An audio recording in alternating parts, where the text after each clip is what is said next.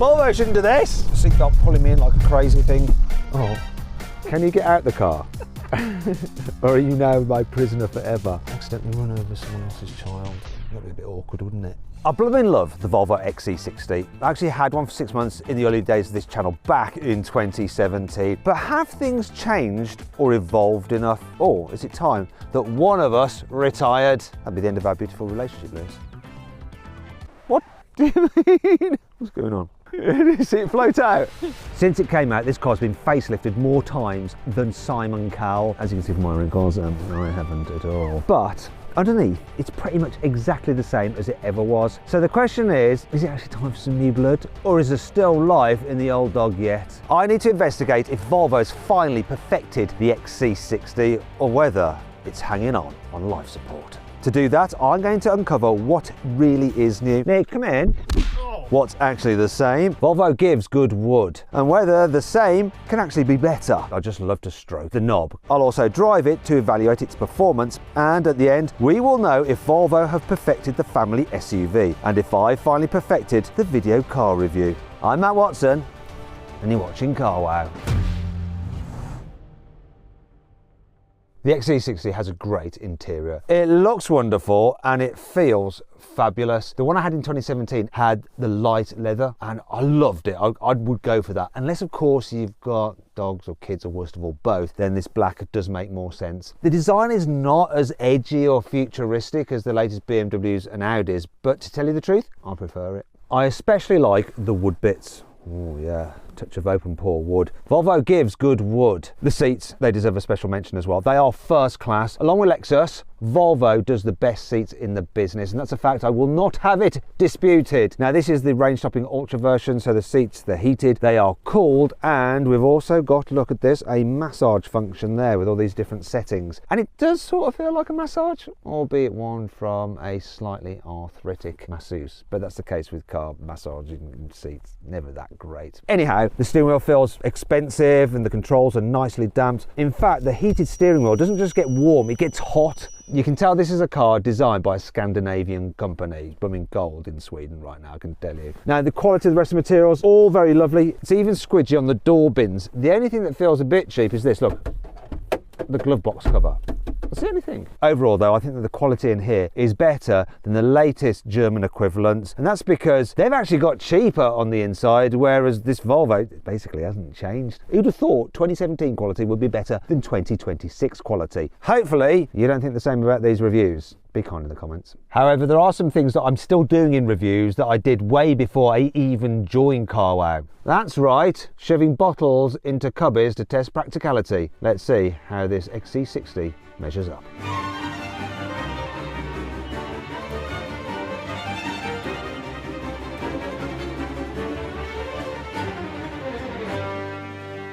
The best thing about this car's interior for me though is the knob, because I just love to stroke it.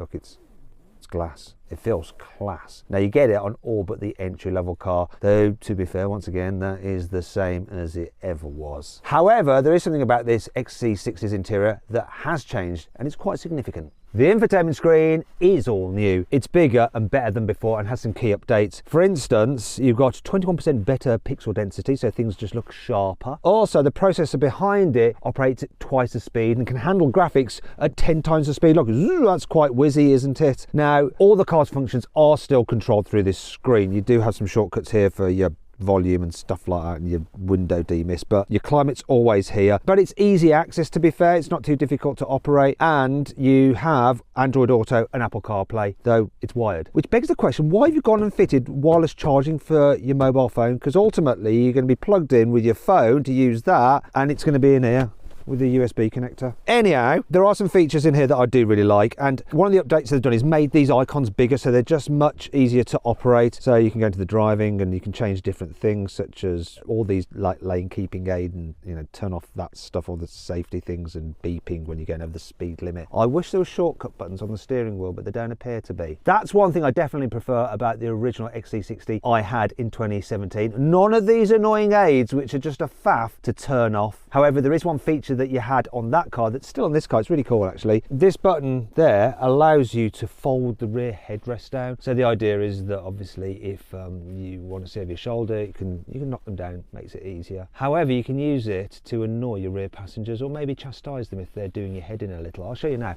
Nick, can you just come in? Just have a seat, will you, mate? That's it, you just have a little seat. How you doing? Yeah, good. Oh, are you really? Okay, you sure? Oh, what was that? Yeah, get out again.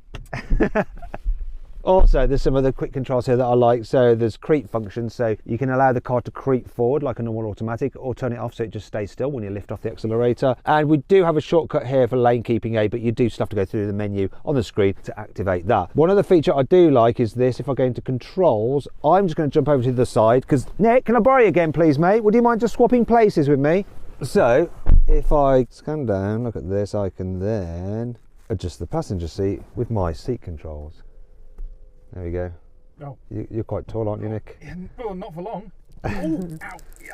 Are you all right? Oh, it's getting worse. Yeah.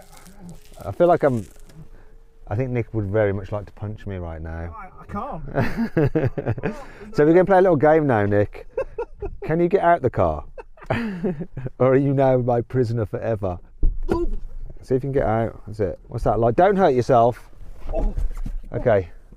I think Nick did a real good job there of hamming it up. That was perfect. Thank you, Nick. Well, that's all a bit of fun. The big question is, though, what exactly has Volvo done to the outside of this car to make sure it just doesn't look exactly the same as the XC60 from 9 years ago? Volvo has actually changed very little about the XC60's design. Unlike the Germans, the Japanese and the Koreans that do make quite radical changes to their cars as part of a midlife update, Volvo doesn't. It's as if they get it right first time. The only thing that's actually changed is this grille. It used to look like this. Actually, before that, it looked like that. And now it looks like this. So they've gone from vertical slats to kind of diagonally ones. Everything else though, the lights, the bumpers, all the same. Now you can get slightly different trim. So there's the Pro and Pro Plus, or is that Plus Pro? Pro Plus is actually a tablet. Anyway, there's those versions which are slightly sporty, and then they have black rather than silver grills. Meanwhile, at the side, they've removed the chrome part. And at the back, they say they've made the tail lights slightly darker. Though I think it might only just be this bit. Hard to tell. In fact, the only real way to tell whether it's a new car is the registration plate. However, Volvo has given you a few extra customization options you didn't get on the old car.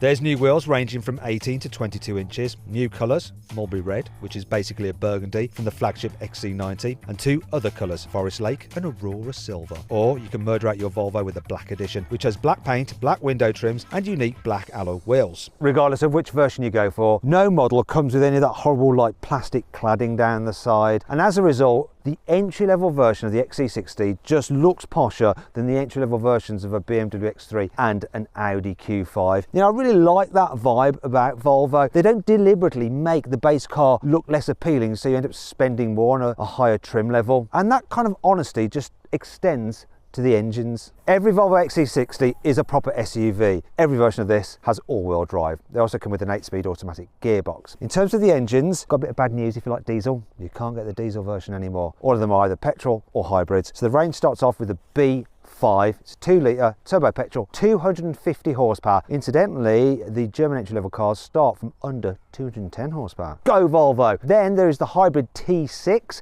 which has 350 horsepower, uses the same engine as the B5, but with an electric motor and a battery to boost performance. And then there's this one, the T8, same kind of setup, but with even more power, 455 horsepower. Wow! Now Volvo says that this hybrid should be able to do 50 miles on electric power alone and a combined 282 miles per gallon. Trying to achieve those kind of numbers in the real world, no chance. In fact, do you want to see what this car is actually averaging in my hands? Now the dials are exactly the same as before, so I think I know how to work this. Press that button. Look! We're averaging 17 miles per gallon over 73 miles. I think part of the problem is that we have been using the petrol motor to charge the battery, and we've been driving it a little bit hard for some of our filming. I guess at least this car is quick. Shall we find out how quick? Let's see how fast this thing is from 0 to 60 miles an hour. I've got my specialist timing gear here. I'm going to launch the car. I'm in the sportiest setting. Left foot on the brake. Oh, wait, it wants to push through its brakes. Left foot on the brake harder. Build up boost. Go. Oh, it's motoring. Whoa, what's it going to be? Oh, 5.17. It had a bit of a like hiccup when it lost traction. I've got an idea. I'm going to do it different. I'm not going to brake boost. I'm just going to floor it. 3, 2, 1, go. That's better. 4.89 seconds. Thing is though, that's a little bit at odds with what Volvo is famous for. Volvo is a byword for safety. Back in 1959, they invented the 3-point seat belt, but they didn't patent it so that every other car manufacturer could use it, so that lives could be saved. However, there's nothing quite so radical about this car, but Volvo has made some important changes. You see, you can now get the XC60 with an upgraded version of the normal driver monitoring system. So the standard one just does like beeps and bongs at you if it thinks you're falling asleep. However, the upgraded version will actually pull over to the side of the road safely if you're unresponsive. But if in the T8 version of this car, it's unlikely that you're going to suddenly fall asleep in this thing because it's just so blooming quick. Thing is though, while it is quick, how well does it stop? You see, the hybrid versions of the XC60 are 250 kilos heavier than the normal petrol version. They actually weigh in at 2,150 kilos. So let's see how good this car is at stopping from 60 miles an hour. Here we go. Looking for around 35 meters. What will it be? 3, 2, 1. Gosh, I've got the seatbelt pulling me in like a crazy thing. Oh, the brake pedal felt really hard and weird. That's terrible. 45 meters? Maybe I didn't hit the pedal hard enough because it just felt weird. I'll try that again. There we go, let's go up to 60. How will it cope with these slightly grimy roads? 3, 2, 1, coming in hot now. Oh. 43 meters. I'll give it one more go, just a bit further down the road. Here we go. 3, 2, 1. It's the same, it just feels weird braking. 44 meters? I don't know what's going on. I'm going to try one more time. It's like the brake pedal feels a bit like wooden, like it's not really working. Dry here. No, it's just... Volvo, you can't say I've not tried, but that's some of the worst brake test results I've ever had. In fact, I was so surprised by this result, I decided to repeat the test in our camera car. Here we go. 60 mile an hour brake test in a 20-year-old Porsche Cayenne Turbo. Similar bit of road that I did the second brake test on.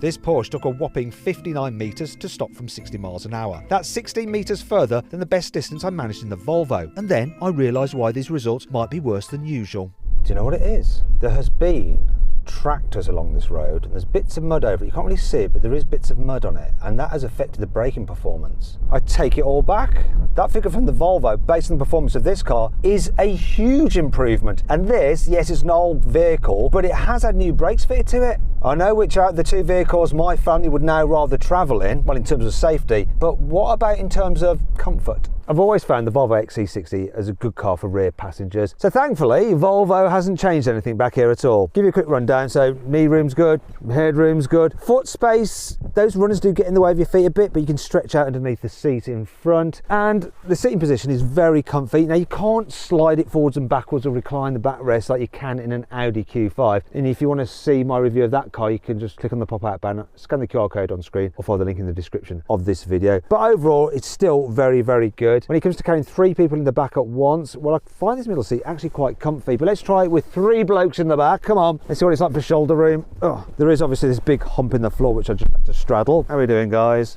Yeah, okay. So shoulder room's a little bit snug, but we're all kind of like layered up. Shortest distances, absolutely fine. And like I said, this middle seat is surprisingly comfy. Do you want to exit now? You can get out, okay. Now, when it comes to fitting a baby seat, the ISOFIX angle points are really easy to get to. However, when you first fit the seat, the rear doors don't open that wide, and so it's a bit of a manoeuvre to get the baby seat into place, but then there's plenty of room back here for even a bulky rear-facing seat. That clip was actually on the pre-facelifted version of the car, but like I said, nothing has changed at all. And overall, the interior of this car feels much better put together than some other things you might get from a Swedish manufacturer. Anyway, not everything about this car though that makes the interior nice is standard, I'm afraid. The wonderful opening panoramic glass roof, it's only standard on the Ultra version, otherwise you have to pay an extra 1,200 quid for it. Then there's the rear heated seats and steering wheel and heated screen, standard on all cars apart from the entry level model, and if you want it's the climate pack, which is about 750 quid. If you want the Nappa leather, you can only have it on the top 2 specs. It's not available as an option. Neither are the upgraded stereos, the Harman Kardon and then this lovely Bowers & Wilkins Watkins, which is only available on the top spec car. I don't know why manufacturers do that. Why don't they like let you mix and match some options and stuff anymore? You know, it's like with a pizza. You can do it with a pizza, can't you? But not seemingly with a car, which means that you end up having to spend more on things that you don't want just to get some things you do want. However, to be fair, comparatively speaking, this Volvo is reasonably good value. At first glance, the range starts from a lower price than the equivalent BMW X3 and Audi Q5. However, things aren't all that they seem, because what matters is the price that you actually pay at a dealer. And currently, you can get these discounts on an Audi Q5 and BMW X3. And there's not a carway discount on the XC60 at the moment, though that could change. So whatever happens, when you're thinking about getting your next car, you should check out carway to see what offers are available to make sure you're paying a fair price. But there is an alternative you can do. Rather than buy, you could choose to lease the car. And these are the 3-year lease deals. This is how much it will cost you for the entry-level car over that period. Interestingly, the cheapest lease deal actually works out less than the amount an XC60 is expected to depreciate over 3 years. So that means leasing could actually work out cheaper than buying the car outright and then selling it later on.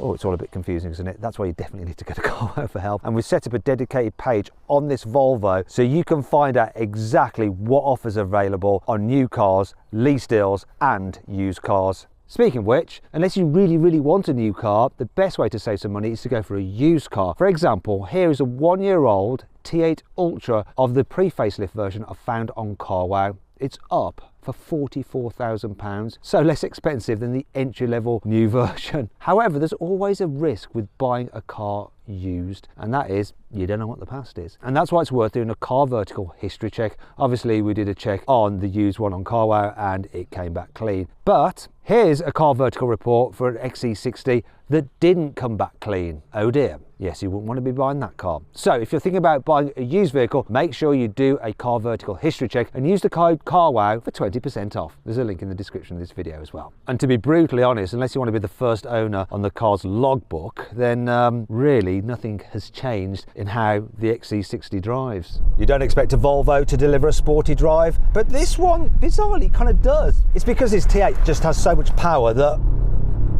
you can absolutely hoon it down a back road. Now the adaptive suspension on this car is now in the sportiest setting because I'm in the power mode, so it stiffens things up a bit. You do get a little bit of lean in the corners, but it just grips and goes around so well. And then you get excellent traction from the 4-wheel drive system to like rocket you out the bends. Obviously all cars get 4-wheel drive as standard, and the 8-speed automatic gearbox is pretty decent at changing gears too. Do you know what? I don't think the steering, like, it's a little bit vague, and the brakes don't have so much feel to them as the controls, say, in the Audi Q5 and the BMW X3. Maybe they corner a bit flatter, but not enough to make a big difference, especially not at road legal speeds. And I tell you what, you can humiliate some boy racers in their hot hatches in this car down a country back road. It's surprisingly quick.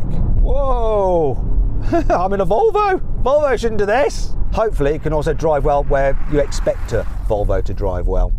I love that feature there. See that? Because we've got Google Maps in the Android system for the car's infotainment screen, you have speed camera recognition. Look, there's a speed camera, there's my sign warning me. Hey, thank you Volvo, keeping me safe from fines. Love it. I can relax and drive this car in more ways than one, knowing that I've got speed cameras, well, static speed cameras covered, but also because it is a very chill car to just do distance in. So it's generally really comfy. You get a little bit of wind noise at speed from the big door mirrors and a little bit of road noise, but other than that, it's really good. Maybe not as quiet as a Lexus NX. And if you want to see my full in-depth video review of that car, click on the pop-out banner or scan the QR code on screen now. Plus there's a link in the description of this video. But by and by, overall, it's a really chilled ride. And at the moment, I'm just driving on electric power alone, though that's not going to be for long because my battery is soon to run out. The Volvo XC60 is actually a really good car to daily and drive around very crowded village streets, perfect for the school run. You sit up high, you've got a good view out, visibility all around it is amazing. The suspension as well is really nice and smooth, especially this car. The car's also good over bumps. Well, this Ultra version is, because it comes with air suspension as standard. You can't get that at all on the entry-level car, but for other versions you can get it as an option, and it's well worth having because it makes the car like feel a little bit posher than without it. It just glides down the road nicely. I tell you what else as well, the hybrid system works well here. Cruising along in electric mode, and when the petrol engine does kick in, you hardly blooming notice it. Super smooth. You can see why posh mums like these cars to take their kids to school, because they want something that's, you know, feels luxurious, looks desirable, but isn't as showy as a Range Rover. But they don't want some Volkswagen because it's too much of a people's car. There's another thing that makes this car easy to drive. The turning circle is 11.4 meters, which is better than its competitors, and all I have to do is press this button here, and I have surround view cameras which will help me out. Oh, can I make it round? I don't think I'm going to make it round here, but I can get blooming close. Look, thanks to those cameras. Whee! And the picture on them is really good as well. Now that system is standard on all but the entry-level car, and on the entry-level car it's just a £600 option, which isn't bad at all, and vital when you're manoeuvring at the school gates so that you don't accidentally run over someone else's child. That'd be a bit awkward, wouldn't it? However, to be a success, the Volvo XC60 doesn't just need to be good for the school run, it needs to be good for ferrying your family about to see all your relatives too. The Volvo XC60 has a decent boot. It's got numerous features that just help make your life a bit easier. The first is this. The power tailgate does open quite high, higher than on quite a lot of other cars, so even an average sized person, like, you can stand underneath that bit without banging your head. I wonder if you can fit under there, Nick. Might be something to do with the Scandinavian thing. Yeah, so just about okay. Another feature that's quite handy, look, there's no load lip to lift stuff over when you're loading up, which is good. Also, the pulse shock can do this, like, you can just do this and slide it up there, or put it all the way back, depending on what you're wanting to do. You have 12-volt socket here, you have nettage there, you have some features here that can raise the suspension if you've got the air suspension to make it higher or lower it. This car has the optional tow bar fitted, so you just press that, wait a second, and it'll flop out. There we go. Then you have to lock it into place with your hand, and then to put it away again, press the button to release it. Come on, there we go, and put it away. You have a little bit of through loading here, and look, when you fold down the rear seats, you'll notice that they lie completely flat. One slight issue is that there's nowhere to put the parcel shelf underneath this boot floor. Now I'm going to put that back. So there's another thing that might put you off this car, because when you look at the numbers, the boot capacity isn't quite as good as the Germans. So Audi Q5, 520 litres. BMW X3 boot capacity, 570 litres. Mercedes GLC, 620 litres. This Volvo, 480 litres. However, that doesn't tell the whole story. You see, when it comes to the hybrid version of this car, it's 15 litres smaller, the boot, but on the Germans, this is what happens to their boot capacities. And that matters. It's as though the Swedes somehow figured out how to put all the battery and electrical gubbins into the car much better than the Germans have. But what matters anyway is how practical the boot is in real terms. So to find out, I'm going to do the suitcase test.